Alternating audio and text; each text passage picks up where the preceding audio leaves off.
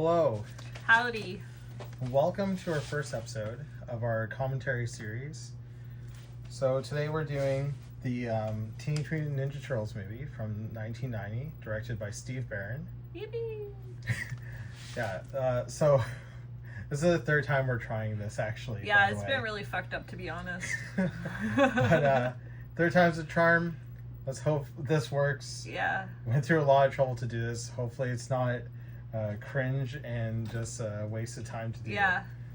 But I chose this one because it's one of my personal favorite movies in my top 10. I watched it a million times as a kid. Yeah. And I'm going to say this again for a third time. So the first time I watched any of the Ninja Turtles movies, it was actually the second one, The Secret of the Ooze. Back when I was like 4 years old. Damn. And I didn't even know that was part two. It felt like a standalone movie at the time, I even feel like though it could be a standalone movie. Yeah, I mean, well, for a kid, I guess you Yeah. don't really think about it too much. But that was the one I rented. But I owned this movie on tape when I was a kid. And I watched it like a million times. Mm-hmm. Like this is not my original copy. I destroyed that. Yeah. Just from watching it so many goddamn times. Yeah. But yeah, so this opening sequence, I think unironically, this movie is really good. Oh, yeah. And it's a really tightly made movie. Mm-hmm. This opening sequence really sets a tone. It gives it that comic booky vibe. It feels serious. Yeah. By the way, you can't hear it right now, but the score for this movie also, I feel like, is really what's the word? It's a memorable score. Yeah. It doesn't use any of the music from the cartoons, but the music from this movie I closely associate with the Ninja Turtles, just like how you would associate music from Star Wars with Star Wars. Yeah, no, that's fair. Yeah, I think it's a very recognizable soundtrack. Yeah. Especially the music they use here. Mm-hmm. Later on, the music they use when you first see the Turtles, when the credits are going by. Yeah. Yeah, it's great. And so as a kid, this opening sequence before you see the Turtles, to me it felt like a million hours long. Yeah. Something I think kids, I feel like it can't just be me, but something that kids, I feel like pay attention to in movies is how long it takes to finally see the heroes, or if it's a superhero movie, seeing the character in the costume. Yeah. Seeing Batman for the first time. There's a sweet spot to how long it takes. Yeah. To see those characters before you get bored. Yeah. But watching it now, it's wow, it's only 3 minutes. But yeah. At a time it really built that anticipation for me. Oh yeah, totally. Yeah. It's funny, at the same time I was watching the Mighty Morphin Power Rangers movie as a kid, and boy, they really take a long time to show those characters in the Power Ranger suits. Oh yeah. And then you see them, and then they're not in those suits till the end of the movie. I don't know how that there's so kept my many attention, things like that you though. know? Think about the first American Godzilla movie. Oh yeah. They stretched the shit out of that. And that was another one I saw in even theaters. when you see him, he's so shadowed. Yeah. That's classic, oh, we don't really have the budget to show this, but we need you to know that we have it, so we're gonna tease it. But this movie is special. It has Jim Henson involved somehow. Even though it has the level of violence that it has, and it's I know that was a really sore spot for him. Jim Henson historically is not this kind of storytelling at all. Even his darker work, and I'm saying that with quotations, stuff like Labyrinth or the Dark Crystal. Or Dark Crystal. It's more dark science fiction-y fantasy as opposed to violence. And I mean violence in the sense of fighting, this kind of thing where it's April O'Neil's getting jumped. That's very out there, but I don't know. The Jim Henson puppets definitely make this movie, and I don't know why they don't use them again, do they? They do in the second movie. Like it's Jim. I think it's the Jim Henson Company returning for a second one. Okay. It's not the exact same costumes. Yeah. They do look a little shittier, to be honest. I just want to preface by saying yeah. I've only seen the second movie one time. Right. So, if I bullshit, apologies. Continue. Oh yeah, no, it's fine. But yeah, for the third movie, I don't even know what company worked on it, but those suits look like atrocious. Yeah, who does the suits for the road show? The ones with the like really big teeth. I think it's the same people who did the third movie. Okay. I mean, they look very similar, but yeah. So again, this opening is great. Like you just see a little bit of like the mask. Yeah. You know, you saw Saya before. Golden Harvest. Really. Oh yeah, so Golden Harvest. Yeah. So how they got them on board? So they were, I think, the first people to actually get on board for this movie. Okay. Because originally they wanted to make this movie in Hong Kong for like really cheap, like that's about insane. $3 million. And you know, it's a good thing they got the Golden Harvest people to be on board, because that's why we have all the incredible. Yeah. Yeah, it's like right before you see them, you just see the shadow, the logo, the incredible logo. Yeah. I think designed by Peter Chung. Yeah. Who is the creator of Aeon Flux. Mm-hmm. And he did the opening sequence for the cartoon. So Yeah. I'm not sure if he designed the logo, but I'm pretty sure that's what I've heard. Okay. And you know, like, great choice, because you know, before this there's like the comic book logo, but this is like, you know, this logo is everywhere at this time, right? Yeah. Like the Turtles are at the height of their popularity at this time. Yeah. You know. So anyway, yeah, Golden Harvest. So you'll see like Raymond Chow is one of the producers. Yeah. That's a Golden Harvest tie-in.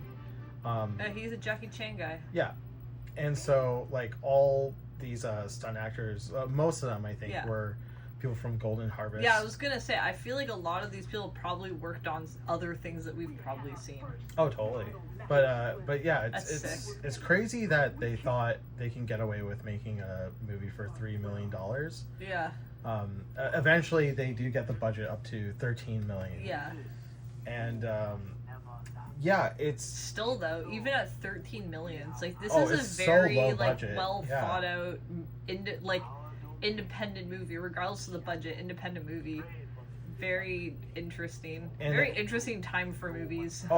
Very interesting time for superhero movies, right? Like they had no like faith in any of this stuff. Yeah. So like something to understand is like this movie and the Batman movie are essentially responsible for launching like the big comic book movie boom. Yeah. Right? That like now it's like never ending, but like at the time it was inconceivable. Yeah. That like one of those movies could actually like make money, because of there's that Howard the Duck movie that had come out that was produced by George Lucas, and that was like a huge flop, right? Yeah. I love George Lucas, but I feel like he can get really silly sometimes. That's putting it lightly. I'm putting it lightly, but the silliness that he puts into the prequel series, he puts full hardcore into non-Star Wars films, but those movies don't have the Star Wars part to hold them up. Yeah. And you know, don't get me wrong, like it's an anomaly that this, like, it's a miracle this movie got made. Yeah. And is as good as it is. And yeah, you know, like it's with a track record. Movie. Yeah, but with the track record that the superhero movies did have, and then on top of that, this being like such a ridiculous premise. Like, let's be real, like Teenage Mutant Ninja Turtles. The title alone is just their like dad's preposterous. Yeah, and it's, you know what? Even Roger Ebert gave this movie like a decent review. Yeah. And I kind of have to agree with what he says. He said this movie is as good as a Teenage Mutant Ninja Turtle movie could be. Yeah. And you know, I gotta say, I can't imagine a better movie for this franchise than this. 100%. I have said this before, and I mean this completely unironically. This movie 100% deserves a Criterion release. Oh yeah, it honestly does. Any kind of release. Really. I don't even mean that because like, oh, it's like beyond the fact that it's a good movie, it's like there's so much dirty lore to this movie that is like withheld. Like, and you're totally right. It needs a boutique release because like when was the last time you got a Ninja Turtles release for anything that wasn't a modern Nickelodeon show, where you got everything in order, and you got even anything bonus included that wasn't just the same thing that you've been getting for the last 35 years? So I have bought this movie like countless times now. Like one of the biggest like just fail releases was so I hadn't even seen this movie available on DVD for years, like when I was in high school. Yeah. And prior. Yeah. I remember one day going to like HMV and I found you know it, like the one that we have, it looks like a manhole cover. Oh yeah. Yeah, and it's like this crappy like, you know, like where you keep all your bootleg CDs. Yeah, it's like one of those like CD carrying cases from like back in the day. And so it had like all the movies with like the soft zipper. Yeah, so it had all the movies, including like the animated one from like 2006 or something. Yeah. And one of the special features on the disc for this movie is like this interactive DVD menu game thing, where it's like you're going through like a labyrinth, like in the sewers, and at some point there's like character profiles for like all the turtles and Splinter, and it's stuff like, oh, like Raphael listens to rap music, and like Michelangelo listens to reggae, and Splinter listens to reggae too, and I'm like, but I need to know Raphael's listening to in the early 90s. Oh, he's listening to like Wu-Tang Clan. Yeah, I was gonna say, he's listening to Wu-Tang, he's listening to Ghostface Killer. Listening to like, I don't know, Run DMC and Michelangelo's listening to the Beastie Boys. Yeah, I was about to say, he's listening to the Beastie Boys. Yeah, Leonardo's listening to, I don't know, Talking Heads or something. Yeah. But yeah, I don't need to know all that shit though. I want to know the lore. Yeah, it's like, I love that that's what they give you as a bonus, when it's like, why can't I get any information on like the creation of the biggest like grossing independent movie of all time up until I think the Blair Witch Project? Yeah, like I'm sorry if anyone at all who has any power is listening, please, like get a release out there before they pass away. Kevin Eastman, Peter Laird, I need a commentary with them. I need a commentary with the director. Is this not coming out because of beef? What, beef? Yeah. I just don't know. In general, like I don't even mean like specific people. I feel like Ninja Turtles was a blessing and a curse in the sense of like, wow, immediate success in both the comics and this movie. But then the other side of it was they were sued into oblivion by somehow every person that's ever met them. I don't know how that happened. I feel like it's almost comical the amount of bad things that happened to them after this. Well, I mean, and I feel like this movie got caught up in that, because there's no way at this modern age where I feel like companies will do whatever they can to squeeze money out of pre-existing things that this movie shouldn't have already come out. Like in some better who knows? format. Like, I mean, they've been releasing the Arrow UK release of Ninja Turtles, maybe. So there is one kind of boutique release, and I think it has like a behind the scenes that was previously like on VHS. Yeah. And that is from this like Australian company. I think it's like Umbrella or something. Okay, and that's interesting. I gotta say, so you bought it for me actually. Is it that Scratch and Sniff one? Yeah, again, it's like some goofy bullshit, like where it's like, I don't need Scratch and Sniff stuff. And by the way, one of those Scratch and Sniff smells is marijuana, which, okay, that's really badass. Where do the turtles like rip a bong in the movie? You know, it's like, okay, yeah, well, pizza they live in a sewer and they eat pizza all the time. Is there a sewer smell? I don't need to smell sewers, okay? I need to know about the movie. But yeah, also that transfer sucks. Does anyone smoke weed in this movie? The people making the movie. Oh, okay. Yeah, all the people in those turtle costumes are they're hotboxing the costume. But okay, if I take off the rose-colored glasses for a second, I will say maybe this part of the movie kind of like doesn't add up to me, in that, I don't know, like Casey Jones kind of like shows up. Yeah. Anytime he shows up, it's just like, okay. He really just shows up, but then and also just, like, stays and hangs out. Yeah. Yeah, and I think like they couldn't figure out like how to fit him in for a second movie, so that's why he's just like not in it at all. True. Yeah. Also, another thing, you know, how to keep your the budget on your movie low. Hire a bunch of nobodies. Yeah. Like, who are any of these people? Like, I didn't know Eliza Koteas from like any other movie. Yeah. Judith Hogue, you know. Yeah. Corey Who's Feldman great, by the is way. the only He's person like in the this only movie. person of notoriety, And he was yeah. historically given, what was it, like $1,500 Oh, for was this he? movie? Yeah, because he was told it was going to be some ultra low budget, like VHS release movie. I mean, he must have just been into turtles at that time, right? I mean, he's I like would still kind of a assume kid. so. Yeah, Well, he's he's a not teenager. that old. But yeah, he so actually like Donatello actually for whatever reason has the most talent behind him because it's Corey Feldman doing the voice, Yeah. and then you got Ernie Reyes Jr. is in the suit, Yeah. who would later come Deadly back in the combo. second movie Yeah. as like the character Kino. So random. So I don't really know who's in the suit. By the way, this scene Yeah. always makes me cry. Like, oh my god, this like also what like. Why do they gotta have the Godfather lighting in here? You know? Yeah. Like Because this they're movie in a is just sewer. it's way better than it needs to be. Yeah. But yeah, like It moments like has this. the Jim Henson lighting. Oh yeah. It's like the kind of lighting that makes these puppets work, if that makes sense. So like, I don't. It's like we've lighting the recorded light this. reflecting off the eye. Yeah. So we've recorded this like so many times. I don't know if I brought it up already, but you know, it's scenes like this that really like elevate the movie. Yeah. These like quiet scenes. Yeah. You know, like, because the characters themselves, Mm-hmm. they do stay true to like the comic and the cartoon, where they are essentially one note like characters. Like they, you know, Raphael's the angry one, and Leo's like, well, actually, he doesn't really have much of a personality, but they still are able to elevate these characters by having these like intimate scenes with one another. Yeah.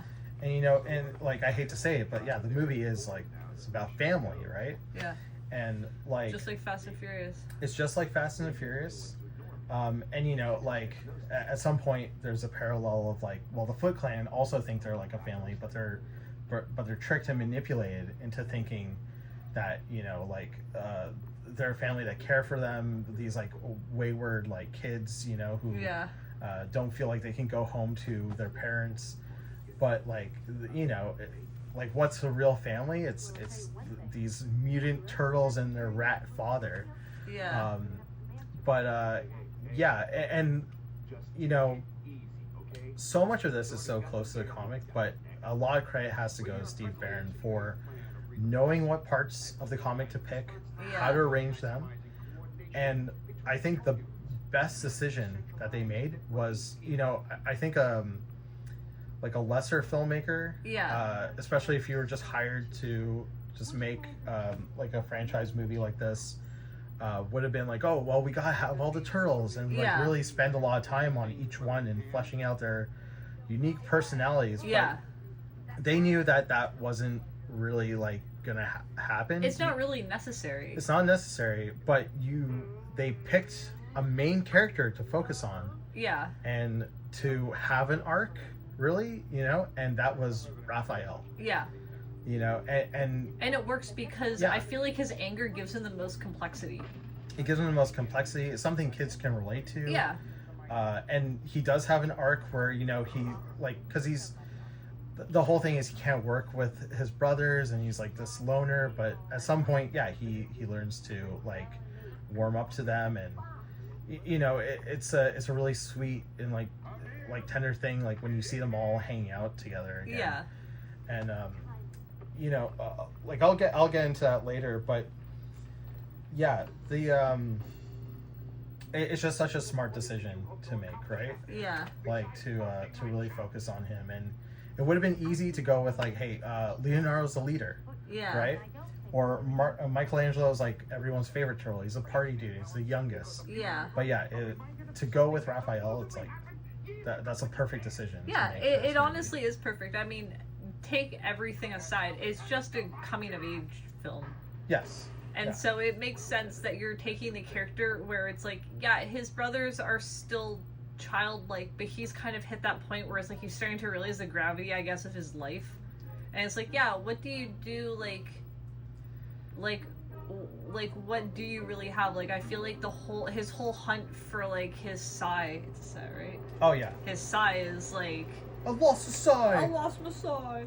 Is like, it's part of his identity, and I feel like it's kind of like that whole, like, coming of age plus, like, finding yourself and, like, what is your identity. It's like when you're also a turtle that lives in the sewers and your dad's a rat, you're adding to that extra layer, and it's like, yeah, it's like, it is a very complex story, but at the same time, it's like at the heart of it, it's like any kid can relate to this. It's like every kid at some point when you're at the end of middle school, early high school, it's like you start to kind of come into yourself. It's like, yeah, you have that moment of like finding yourself and like having the things that make your identity and being able to like find your place within your own family and like be able to feel secure in like where you're heading in your future. And it's like that's a lot of what this movie does stand for, even though it is also just turtles and heroes in a half shell. So we're talking about Peter Chung before too, and he said this thing once that it makes a lot of sense in terms of what was it, like setup and payoff in movies. Yeah. Well, I think that can also equate to something as simple as like instilling a want in your audience, right? Yeah. It's like you need to make your audience want something to happen so that when it does happen, it's this like satisfying feeling, right? Yeah. And so the Psy thing as well, it seems like a really small thing, but for the very beginning of the movie, you see these characters and Raphael loses one of his Sais, and like, you know, when I was a kid, that really bothered me that he lost one. Yeah. Because I was thinking, I'm like, oh my god, is he just gonna have one Sai for the rest of this movie? That's just like not right. You know, like I have this idea already of like how these characters are. Yeah, and it's such a simple way to propel the beginning of the movie, where it's like, yeah, of course he could lose a weapon. Like, look at what's happening, and it's like, but also that weapon is a driving force that brings it back. It's exactly what you're saying. It's like the lead up, and then the payoff for that thing. It's like when he finally gets it back. Like there was like as silly as it sounds, like as a kid, there was like a sigh of relief when I was like, oh my god, like he got it back, okay. Yeah. And now the movie can continue like how it has to be. Yeah. Also, I will say a little nice touch I really like in this movie is how they keep using like Leonardo's like katana for like all this stuff. Like, so it like I think it's like Michelangelo at some point is using the katanas to like slice up the pizza. Like at some point you see them like cutting up vegetables, you know. And it's like, that's really fun. It's like, whatever, these props are in the movie, you have fun with them, you know? Yeah. Yeah, this is such, you know what it is as well? They didn't get bad actors. Everyone is like, I wouldn't say they're like, let's be real, there's no A-list people in this, but there doesn't need to be A-list. There just needs to be people who are good at acting. Yeah, I mean, everyone who's working on this movie is doing a really good job. Oh, absolutely. And I'm not, like, saying they aren't. I just mean, like, they're not, like, it's not like Tom Hanks is in this movie. But it's like, they didn't get, this isn't, like, a trauma level, like, okay, some people are acting, some people they just, like, found. I bet just having Jim Henson on board alone probably rallied everyone into, like, trying their best on this movie, right? Like, I think if you're working with, like, talents that big, you're like, okay, you know what? Like, maybe this movie can go somewhere for me, right? Yeah. Also, so we're going to get into the origin story in a second. Yeah. Okay. Sorry, I am, like, losing my train of thought a little bit.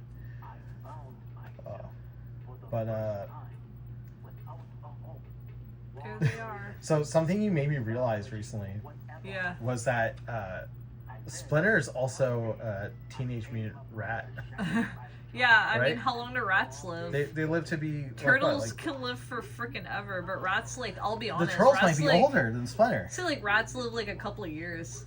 Yeah, so and, like, even at most he's, like 17 or something, right? So, and he just talks like this. Like a geriatric... like Japanese man. Yeah, because he's breathing in like with his rat lungs. Yeah, also it's like, why does he still have the Japanese accent? He's a Japanese rat, I don't know. It's like he learned how to talk when he was in New York. Like they should all have like that accent. Like even Michelangelo. Why does Michelangelo talk like someone from like California? Because he's the party dude. Because he's the party dude. Because right? he's the party dude. Yeah. Oh my god. This is like the most Jim Henson thing. Yeah. Like these like little like and puppet turtles. Them just kind of like walking like this. It's like very Jim Henson. I was kind of mentioning this earlier when we were attempting to film before. But the thing that like really works for this movie is like its perfect blend of puppets and reality, where the humans in this really do get silly sometimes. And like look at how she's acting. It's like if this was a movie without puppets, she wouldn't be acting like this. But she's acting like this because there's puppets in the movie. But on the opposite side, the puppets act in ways that puppets wouldn't act if there were no humans in this movie. Where it's like they have very sentimental, very human moments.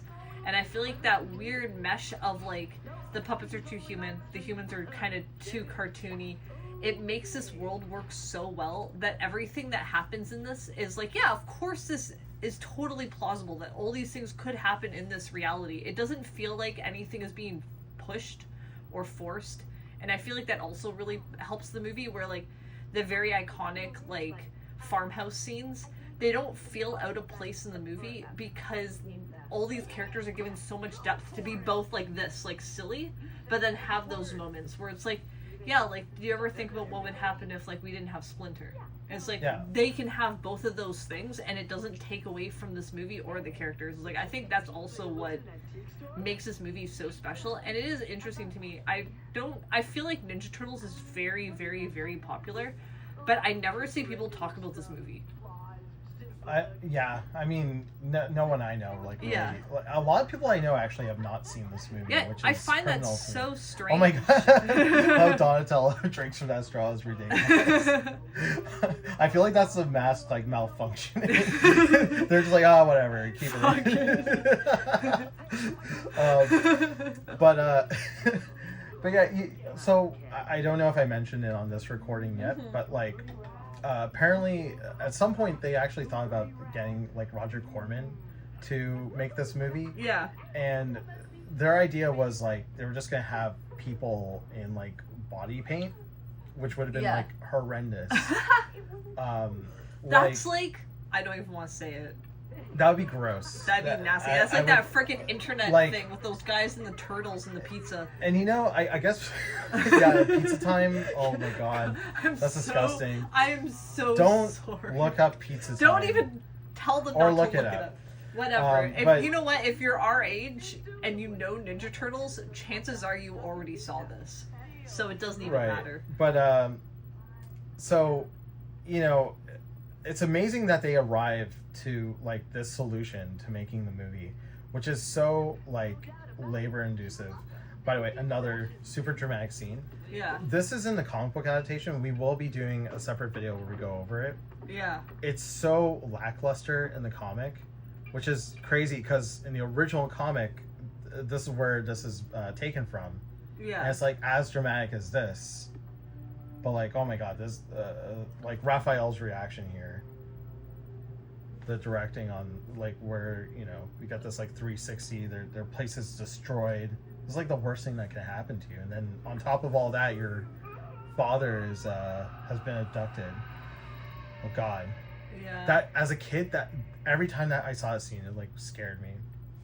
But yeah, like how they arrive at you know, okay, we're gonna have people in rubber suits with the animatronic like heads. There's gonna be people like, I don't know if like people understand this. There's so many people involved in bringing just one turtle to life, right? Like there's a voice actor, a stunt actor inside the suit.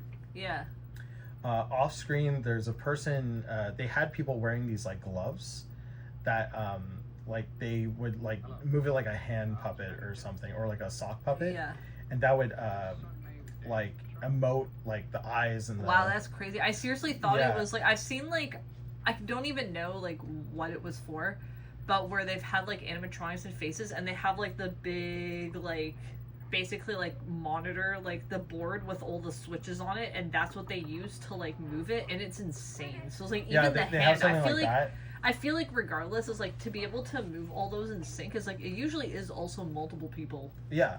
And then crazy. on top of that, what was really smart and really innovative for a time is there's a device that like goes like it's almost like a headpiece set, like a microphone over the mouth, and that's reading the lip motions of the person puppeteering. Yeah. So that actually is what's making like the lips move for just like speech. That's right? crazy.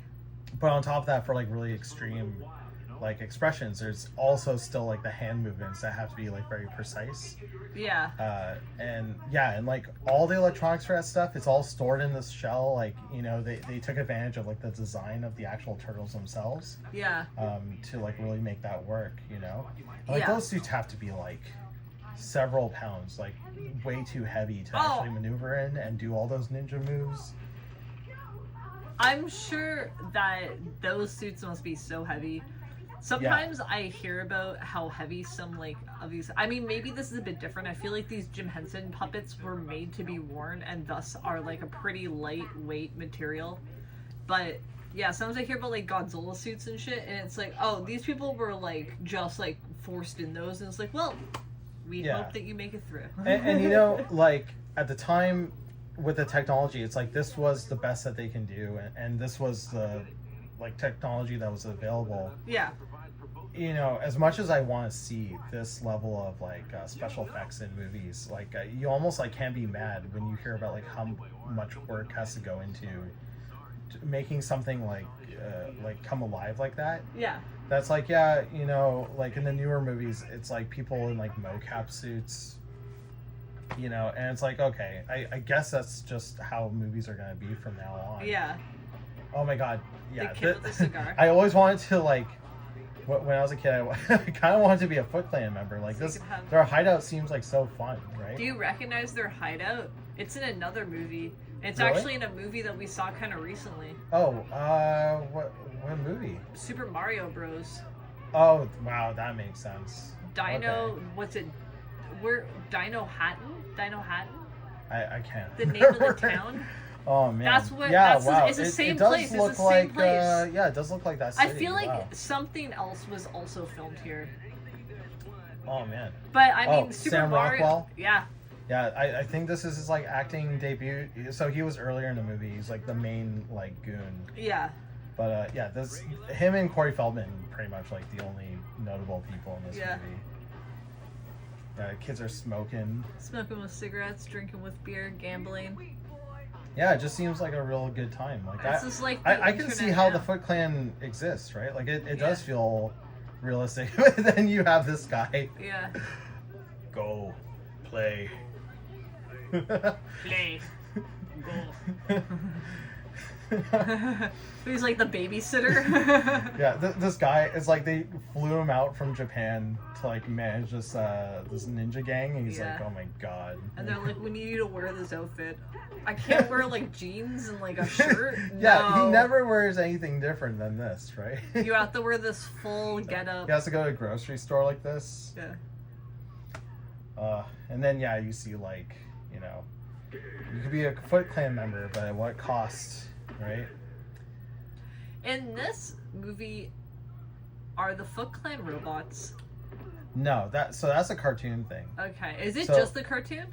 Yeah, because, okay. I also want to say sure. I have not read. Stacey's the a comic. poser. I'm not a poser because I'm not claiming anything, but I'm definitely faking every single thing I'm doing, and I have no idea what this is. Is this Samurai Pizza Cats? Ninja Samurai Cats? Ninja Mutant Pizza Cats?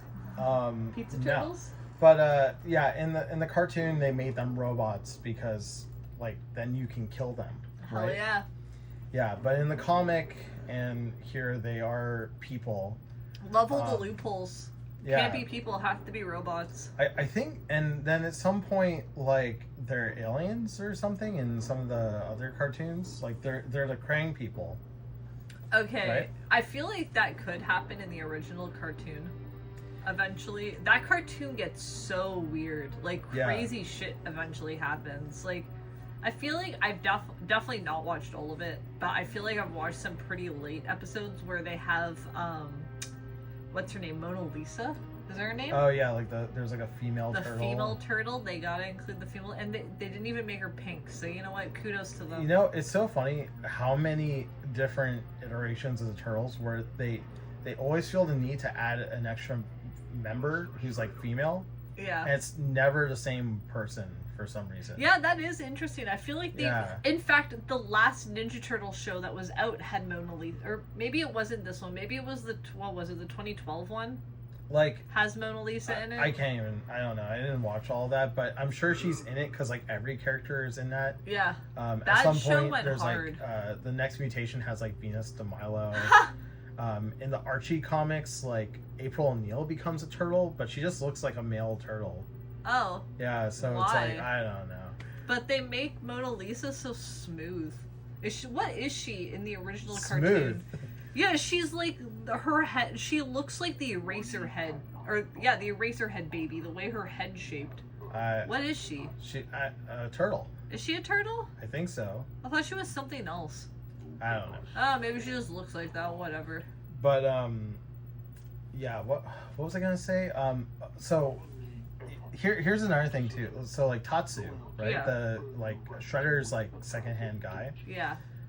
See, like this is why like fans of stuff are not suitable to make movies. Yeah. Right? And I feel like that's the reason why like some superhero movies these days are like not the best. Yeah. Because yeah, they're doing a lot of fan service and it's like, oh well the fans want like this comic to exist and like oh you gotta put like Squirrel Girl in it.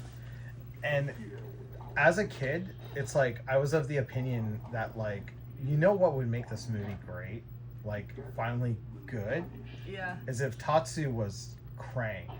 Shit. It's No, like, make yeah. this movie exactly how it is, but give them the blimp. yeah, right. No, the blimp. They don't even have. They don't even have the car. Yeah. They only have the fucking blimp.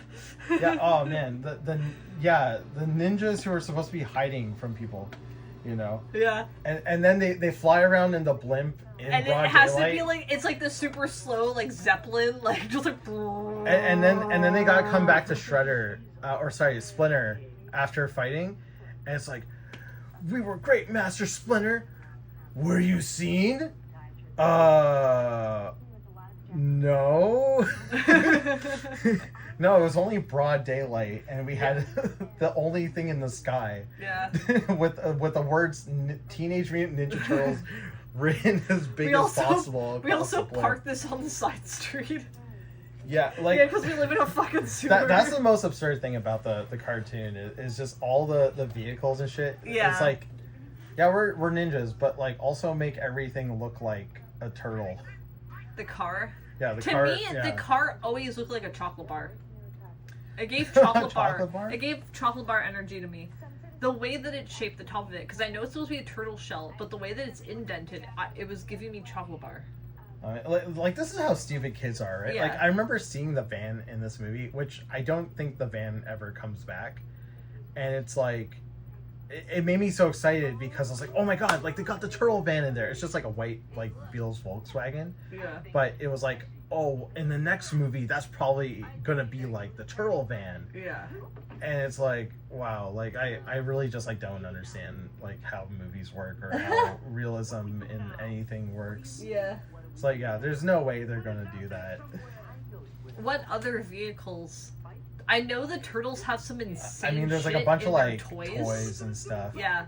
Like there, I can't remember, but like one of the villains has this like amazing like, it's like a jet ski that they use in the sewers, and it has Is like, it in the video game?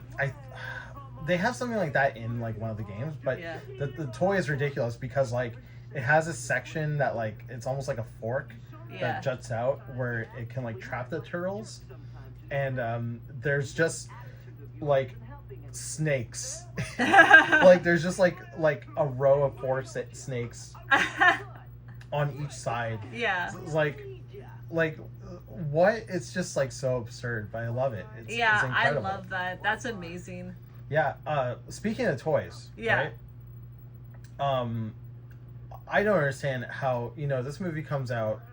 It's a box office success. Yeah. No Teenage Mutant Ninja Turtles the movie toys. And no, was there any games?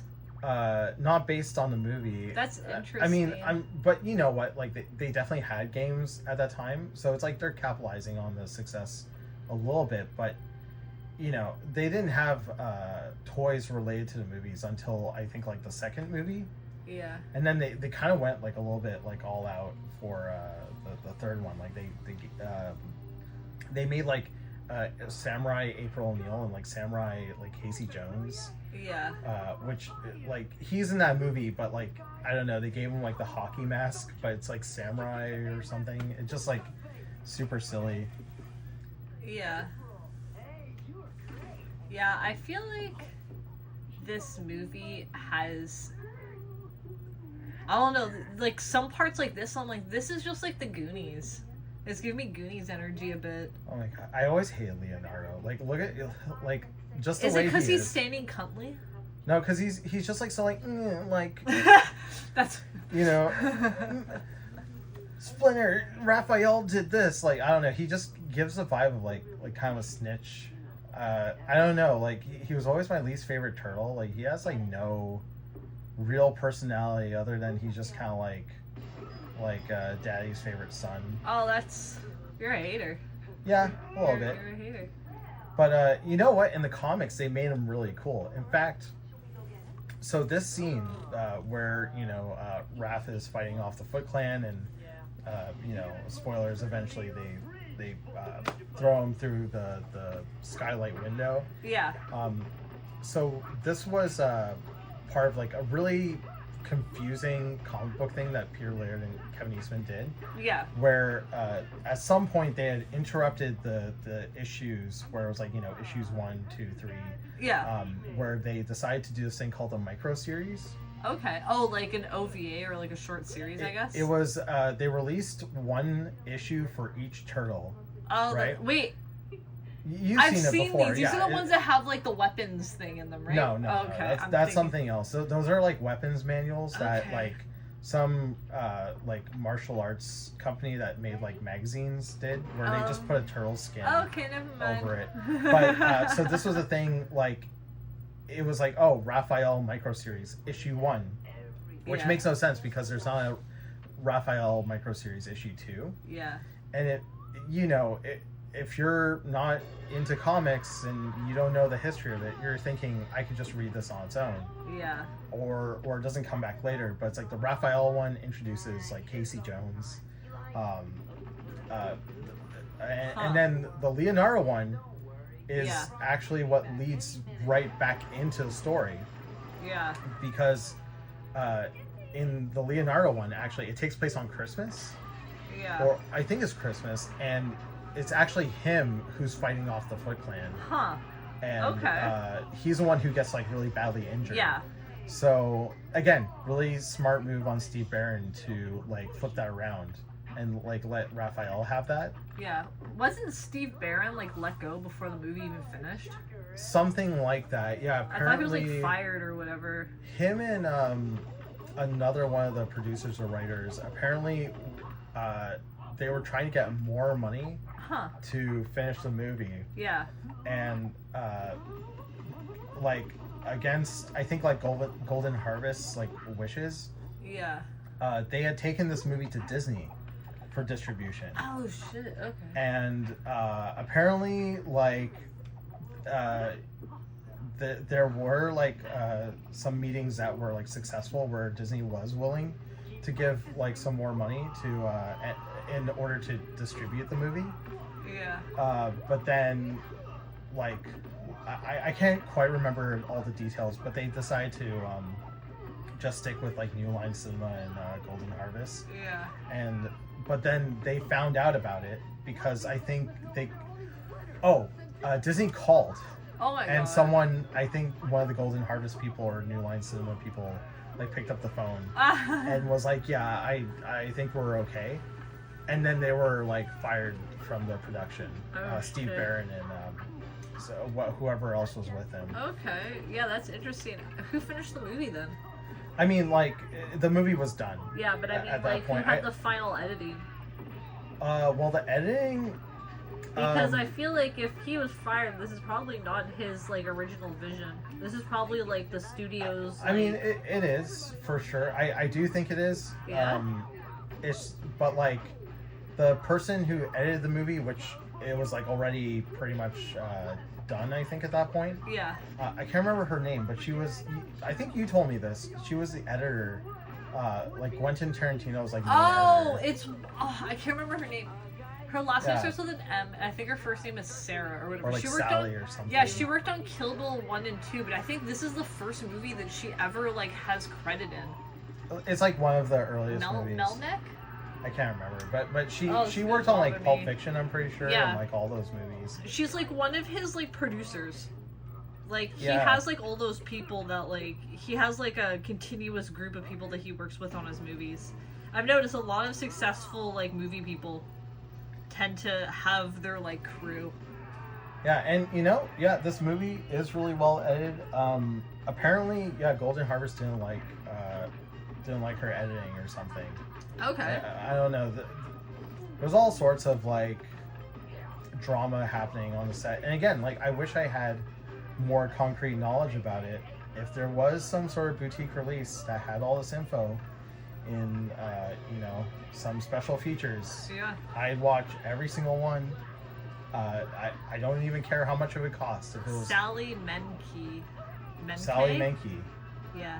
Did I say Sally earlier? You did. Oh, I wow. said Sarah, so good for you. You got it. But I would pay like, I don't even want to say what I would pay for it, but yeah, I desperately want like a nice release of this movie. Yeah, and again, like, okay, so we established that Casey Jones saw saw the Foot Clan beating the crap out of Raph on the roof. But what makes him decide, like, yeah, that big mutant turtle that like tried to fight me, I'm gonna go help him. Yeah. Attack. Attack. This is a great song too. This track. Oh man. Yeah, and this is such a traumatic like experience, like having the April's house like burned down with like all this like hoarders junk.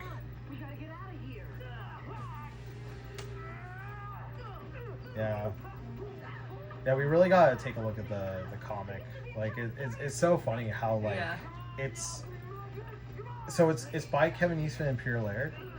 Oh, I know there's a funny sorry, I just want to say there's a funny like moment here. So they just escaped through that hole, right?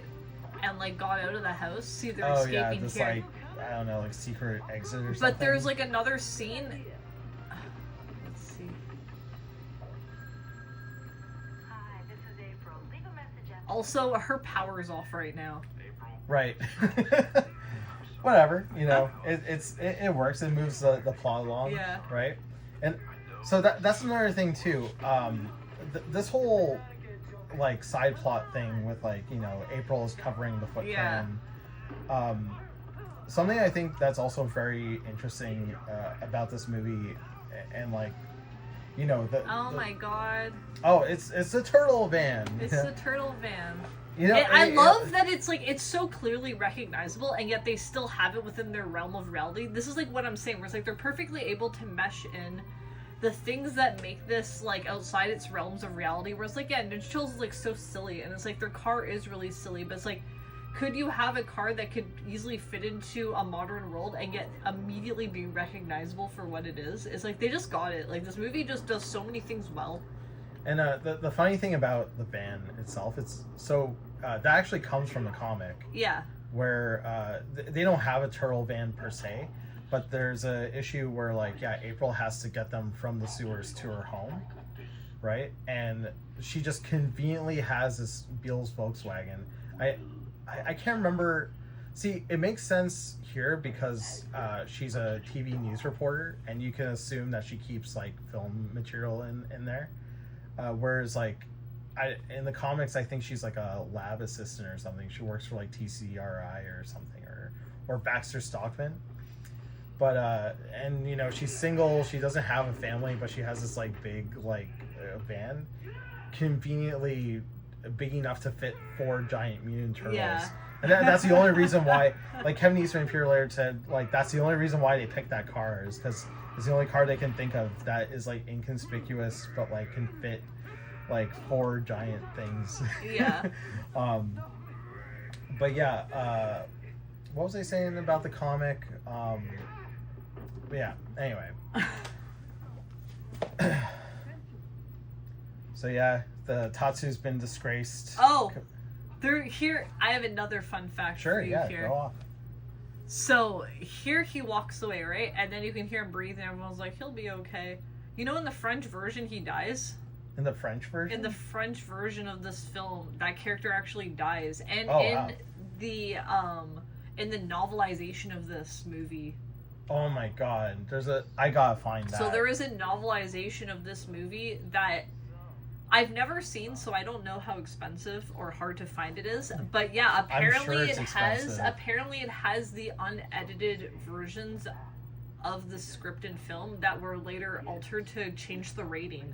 Because there were some things that happened in this that I guess like the ratings group were like, yeah, this has to be a kids movie, the turtles are in it. You have to like change certain things. Guys, I'm gonna tell you, Yeah. if you're a movie fan, Yeah. and you want to know more about the movies you like from the 80s and 90s, Yeah.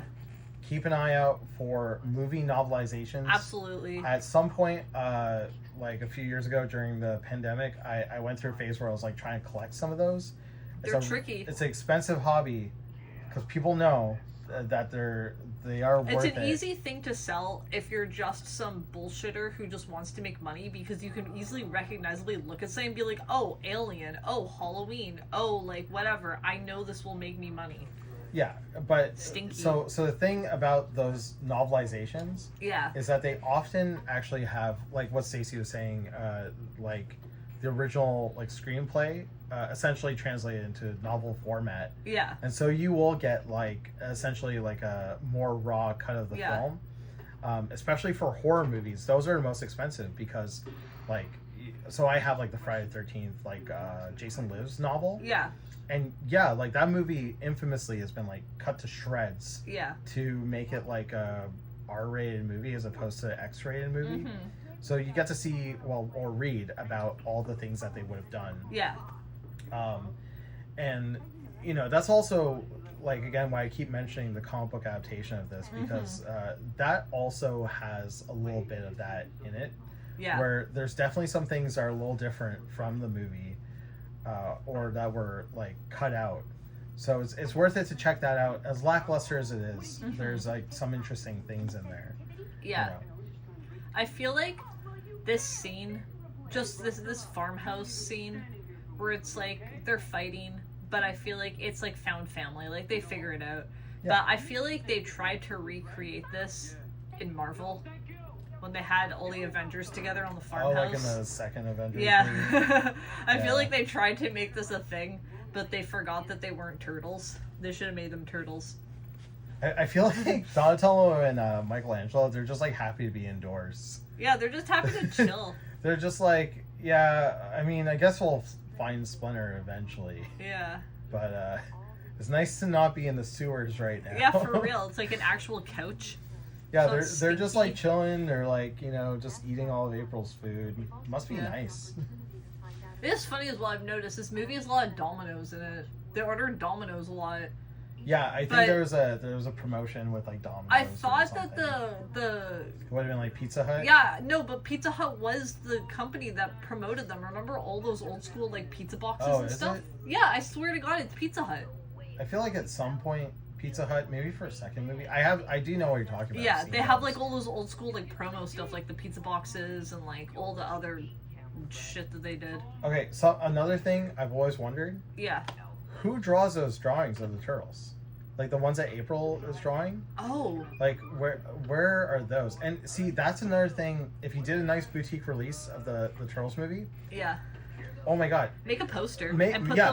put those include on it. all those drawings as like prints, right?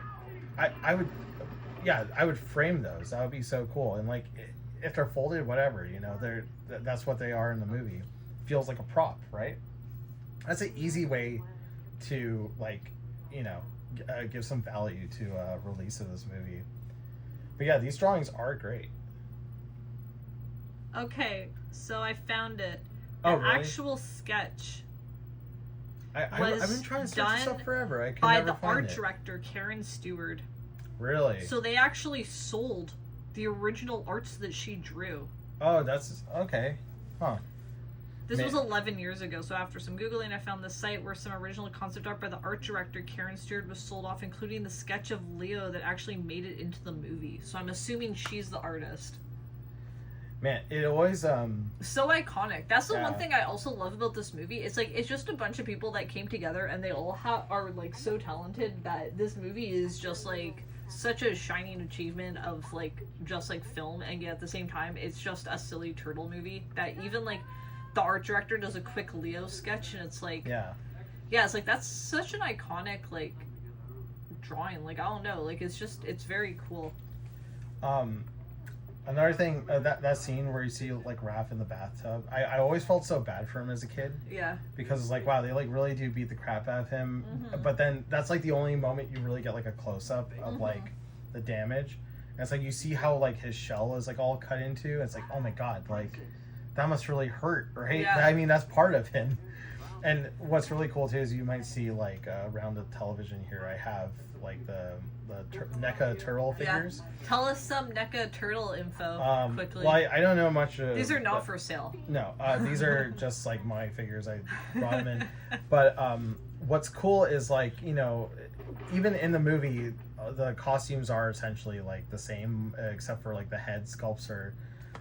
By the way, I love how like each turtle, like if you took away the color of the headband, Yeah. I can tell which turtle is which just Yeah. based on the faces. Like they gave them like very unique like facial features, Yeah. which I love. But yeah, they were so accurate with these figures where Raphael has a unique shell where his shell's like all like scarred and like cut up. Yeah. Because like, yeah, he's like it's just like how it is in the movie, but it also makes sense because he's like the most like angry and like, you know, he's always like rushing into things. So it's like, of course his shell probably is like the most like messed up. I think there's even like a little like crack in the front of it or something. Yeah. So yeah, that's really cool. Oh my god. And see, Ah, yeah, they're having their moment. it's a Kodak moment. Yeah. Oh, this is a scene where you can see the guy's mouth. Yeah. Oh, so deleted scene here, Yeah. which is in the comic, Okay. is there's a training montage where they take their bandanas and they swing it around so they're all like blindfolded. Oh shit, that's cool. Here's another thing too. So that's Raphael's voice, but Yeah. if you look closely in the original cut of the movie, that's actually Michelangelo on top there. So there's like a whole scene, and this is from the comic, the original comic, not the movie adaptation comic, where you know, because they go back to that scene where like, you know, oh, you ever thought about what Splinter said about not having him? And like Michelangelo just can't like deal with like even Yeah. talking about He that. just changes the subject, and it's like I feel like it's meant to be lighthearted, but Yeah, you and- know and the they- deep meaning. They definitely like, and that scene still works on its own, but they did intend for that scene to have a payoff later, Yeah. where, and you know, I get it. Like I said, they made a smart decision focusing on Raph, but there was going to be a scene where, you know, the most distraught like out of all the brothers is Michelangelo, Yeah. and Because there's he a has scene to where, come to terms with like his life, I guess. yeah, and he's just like, he's the most upset about Yeah. Splinter, and he's been holding it in. So there's Yeah. a scene where he's like working on this like punching bag. Yeah. He's like really wailing on it. This is one of those scenes I was talking about where Yeah. like it's funny that they're using like Leonardo's giant katana to like, Yeah. just do like household like stuff. Like, Yeah, it's cooking. like covered in fucking blood. But yeah, there was supposed to be a scene where he like kicks the punching bag like off its like suspension or whatever, Yeah. and then he's like on top of the roof, and he was the one who's supposed to be like Splinter, you know. Yeah. But yeah, you know, like I don't know if the movie is better for or not, honestly. This would make the scene really creepy or like Yeah. disturbing, where it's like they heard him like crying out into the night like the night before, and now he's just like huh, turtle wax. Right. You're totally okay. Yeah. Aw.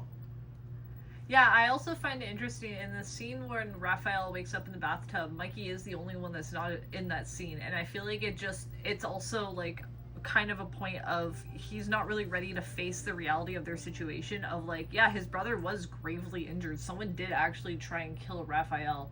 Regardless of anything, it's like they don't even know if Splinter's alive right now. And it's like, Mikey is treating this like a vacation, not because it is, and not because I even think he thinks it is. It's because he can't come to terms with what's happening. And once he is able to, that's when they all spring into action. Yeah. It's like the other three have, like, from the beginning, Raphael knew what was up. The other two have kind of gone to that point. Like, you can see it here. It's like they know that something's gonna start happening. Yeah. But it's like, Mikey's, like, the youngest. I feel like for him, it's like being able to let go of your innocence and realizing that you have to step up to the plate. And it's like, yeah, like, this is a serious situation. Like, what if something bad happens? But at the same time, it's like we have the ability to keep that from happening. Yeah. You know what? I will say, I kind of do wish they still kept that moment with Michelangelo, just because this moment that you're about to see would have, like, it would have been that much more emotional. Yeah. Right? Because, and again, going back to that Peter Chung thing about, like, instilling in your audience, like, a want. Yeah. It's like, as a kid, like, you know, when I see Raphael's out of the picture, it's like, yeah, I need to see all four brothers together again. Yeah. When he comes out of his, like, coma, and, you know, and also on top of that, you know, he's getting along with everyone more. Damn. This scene where they know Splinter's alive, Yeah. it's like, it instills, like, that, like, payoff and, like, sigh of relief, where it's like, okay, like, this is what I want to see.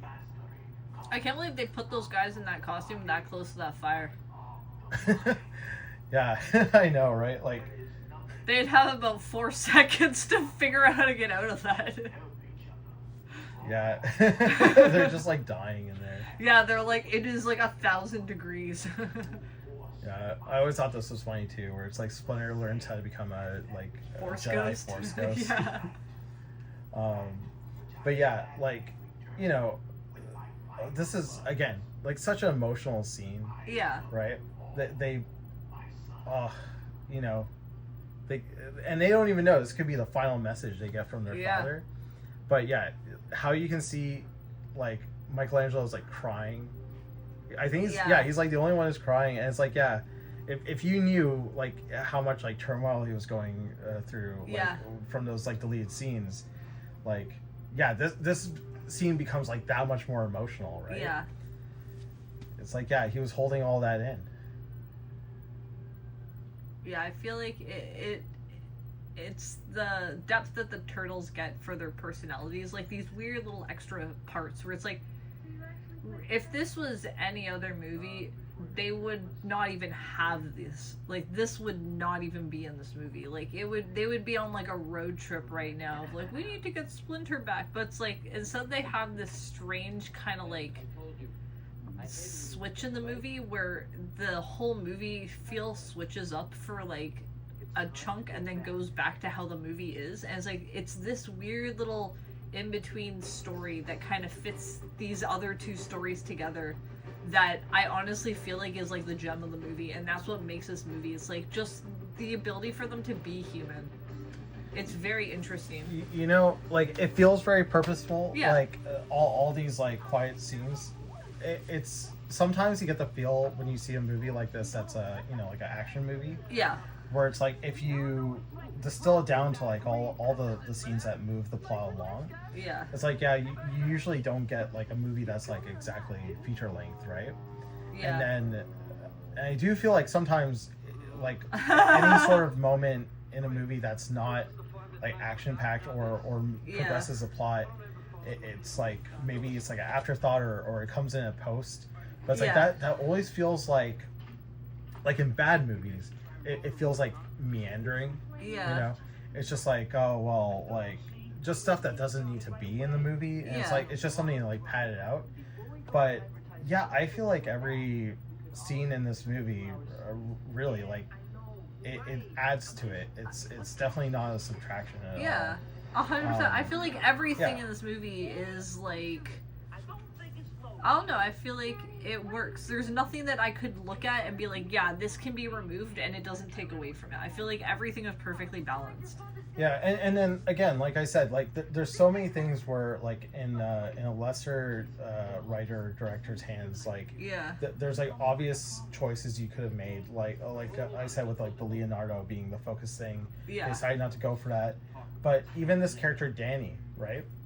It's like he's you know, like an inconsequential character that they decide to focus on, but he's a kid, and in other movies this would have been like the kid character for like the audience, like the kid audience to kind of latch on and like relate to, but he's kind of not that, right? It's just another sort of character to parallel the whole like family thing. Yeah, like I feel like for the most part, the only characters that really get truly fleshed out personalities are all of the puppet characters. Yeah. Even April O'Neil, her personality and a lot of how she acts is specifically so the turtles can bounce off of that later.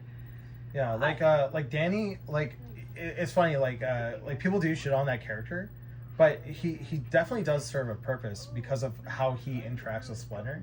Yeah. And it's like, you know, here's a character who like doesn't value his family. Yeah. Right? And like, you know, those scenes are like really interesting where, you know, he's like, well, how do you know like what my dad thinks or cares about? And like Splinter's like, all like fathers, you know, care for their sons. And it's like, you know, this kid can't even imagine like this giant mutant rat has like children. Yeah.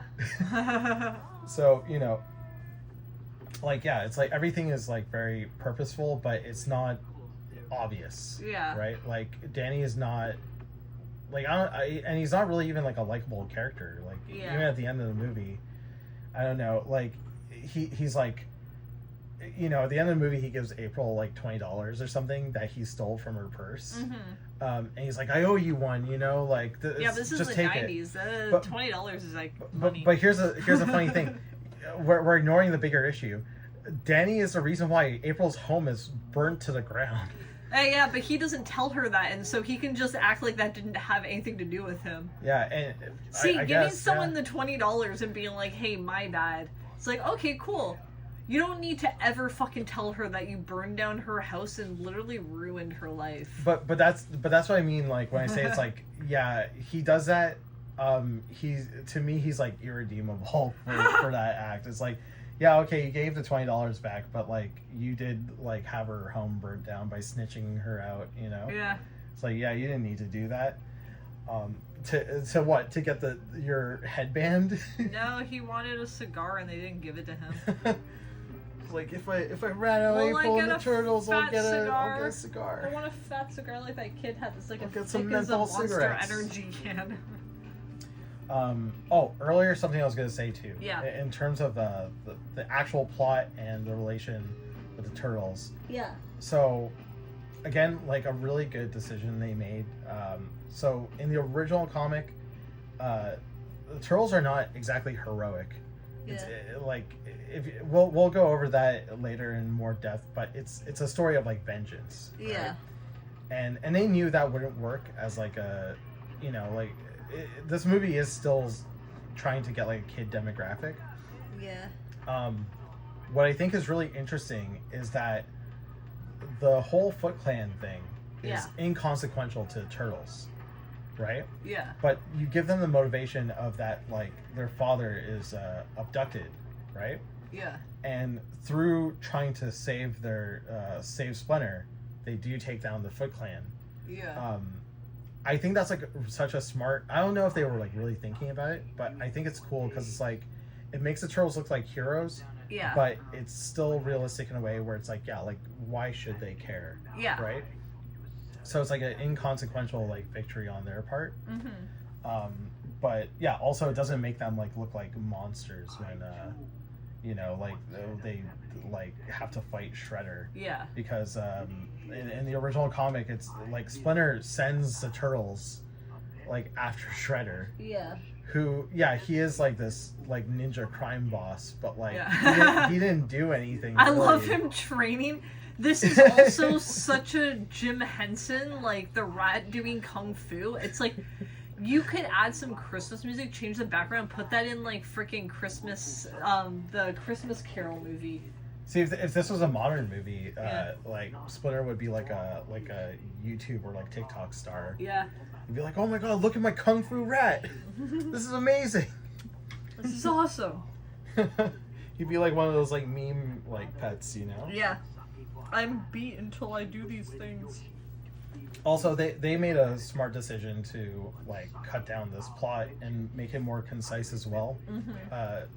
Where it's like Orokusaki is he's a rival of Hamato Yoshi, who's Splinter's owner, right? And so that's as far as it goes, right? Yeah. Whereas in the original comic and the comic book adaptation of this is I can't remember his name, but Orokusaki's brother is killed by Hamato Yoshi, right? And again, not a heroic thing. Like, you're supposed to feel sympathy for Splinter and his owner, right? And so because he killed someone in the clan, he had to like flee to New York, right? Yeah. With his wife. Yeah. And then what ends up happening is like Orokusaki Shredder gets revenge for his brother and comes back to like kill Hamato Yoshi. Yeah. Which is like, that's like too like complicated to like remember. Like, just boil it down to they like the same girl. Yeah. It's and like I'm sure they filmed all of that too, but they like figured it out. I'm curious. I feel like there is so much lore to this movie. It's like I am curious what they did and didn't do for this. Yeah. Also, another thing too, like Shredder's costume, like on film, I could never figure out like what it like how it was supposed to look. Yeah. I have that NECA figure. Yeah. I didn't realize his cape has like it's like silver. It almost looks like tinfoil. Huh. And it has like zebra stripes or like black like tiger stripes on it. I guess tiger is cooler, right? Yeah. But yeah, I always just thought it was like a big garbage bag or something that they put on him. Yeah. I love it. Also, you can see how rubbery those like hand knives are. I feel like there's like multiple times in this movie where I've seen the weapons kind of like give a bend. I'm like, oh, okay, yeah. This is like the Netflix One Piece.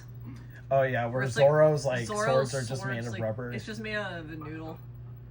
And yeah, it doesn't matter. It's awesome. Oh yeah. Dang, his Sid Vicious shirt. Yeah. So edgy.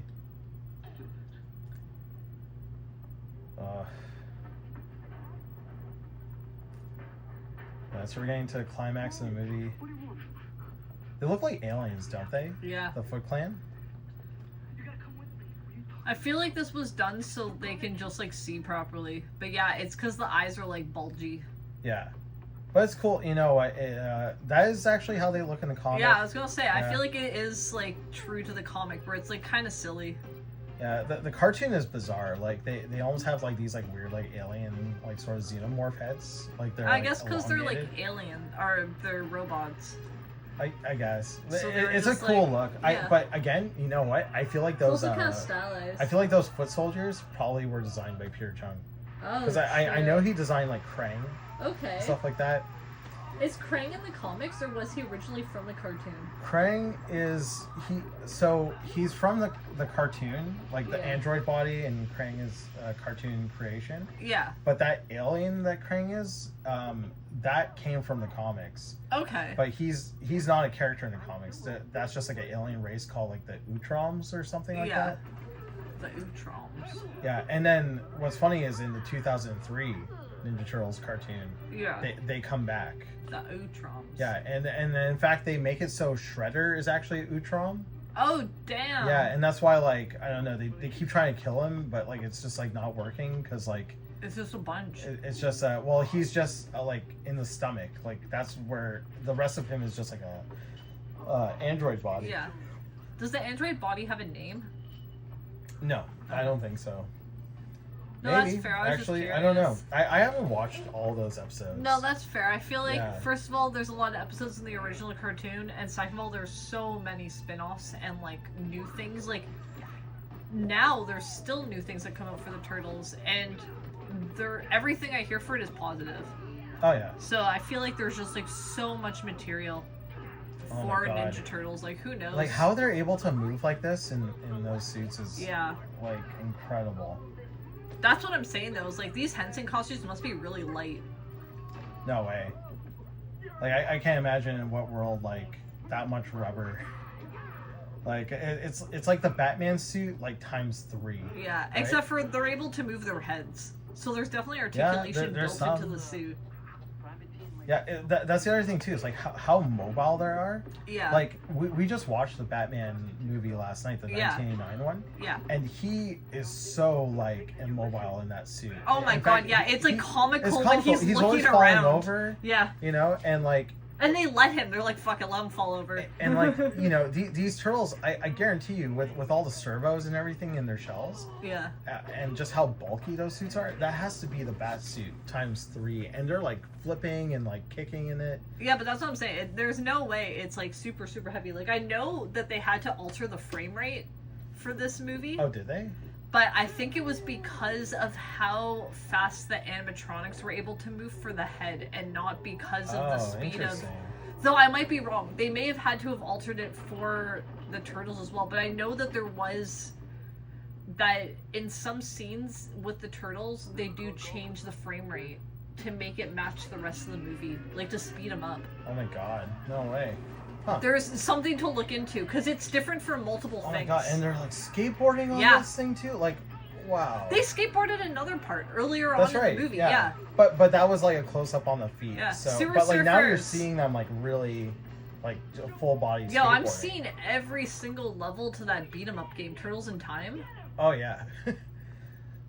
Man, what a shame too. Like apparently that's what everyone thought the third movie was gonna be. Oh, like them going through time? Yeah, and I mean that Oh happens my like God, that would have been once, but, so awesome. yeah. Oh my like, God. you That's know, is there, like Caveman Back to the Turtles Future or- Part 3. That's the Oh, energy man. I get. Because there's a train part in the game. And it's like, that is every time. Every time we play it, I'm like, this is just Back to the Future. I really wish these movies did keep going, because that like I joke about like, oh, you know what would make this movie better is if Krang was in it and Bebop and Rocksteady. But Yeah. you know what, like as these movies would go along, like in the second one, it's natural to progress and be like, okay, you know what, it can get a little crazier. Yeah. We should have 2 more mutants, because like it has to be you have to up the stakes from the last Yeah. one. I wonder what he smells like. That's the thing, the turtles already must smell like fucking awful, right? Yeah. I just imagine that the smell coming off of that Splinter costume is like the Dumb and Dumber car. Oh god, Or it's just like, like- a furry? Not even a furry, like, I don't even know. Like, I feel like people who are furries know to take care of their outfits for the most part, unless they have personal hygiene issues because of how expensive their outfit is. But just, every scene is so wet. They're always in wet environments. Like, I can't imagine there's multiples of these suits. And that's probably why these suits were only used for such a limited amount of time. Oh yeah, I mean they're made out of like that kind of rubber. Yeah, that, but like Splinter deteriorates. has like the fabric. It's like I can't even imagine. I bet just you. the things that I'm pretty happened. sure Splinter also is mostly just a puppet. I don't think there's anyone like in an actual outfit for him as well. Oh yeah, I think that's like I always love that scene Yeah. too, where like with the turtle, like the turtle shell effect. yeah. I wonder, is there someone in the Splinter costume? I don't think so. there is. I feel like he's too thin to hold a person in him. And also Jim Henson, like, puppets don't need people in them per se, unless they're so large they need to be like either like this where it's like you're seeing full body and you need someone in that, or like it's just so large that having someone inside of the suit helps make it work. Yeah, I mean, I Like think there's classic like Sesame one. Street has a lot of that, where it's like some of the large costumes have a person inside just to help move the thing. Like I think for the end scene, there's like maybe a couple shots of him where you see the full body, Yeah. and when you see it, it's like, yeah, that's you don't need to have someone in there. That's probably just like a puppet on strings. Oh, badass! Damn. What a great entrance. Yeah. Oh, yeah, the Shredder's so cool in this movie too. I like it didn't bother me that he was nothing like the cartoon Yeah. at all in this movie, you know? It kind of works, honestly. I feel like in the cartoon, he never figures his shit out. No, You can't- he's like a bumbling. Yeah, like, but he's fool, you supposed know? to be that way. It's a cartoon for kids. You need to be able to have him come back every week with something new to be foiled. But this movie, I feel like the depth of the emotional toll that it's taken on them, you can't have a villain that's that goofy and just lackluster, because you need it to be able to balance like how hard they fought to get to this point.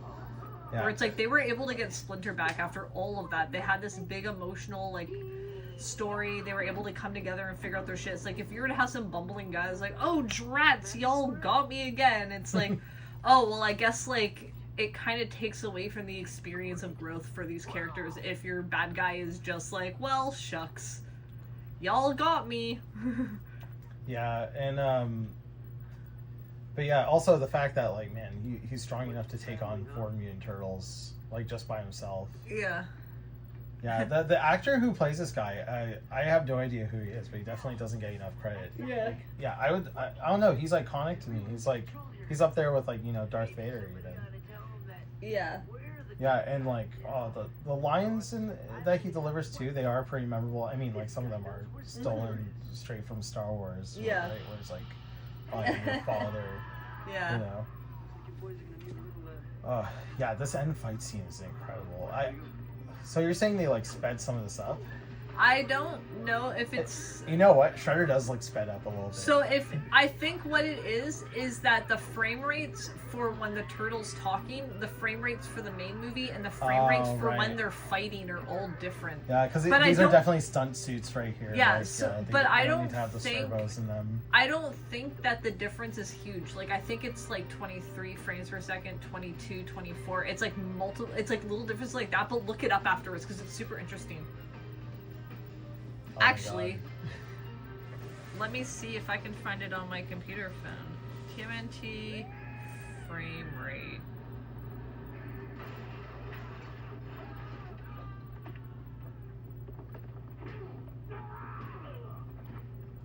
Leftovers.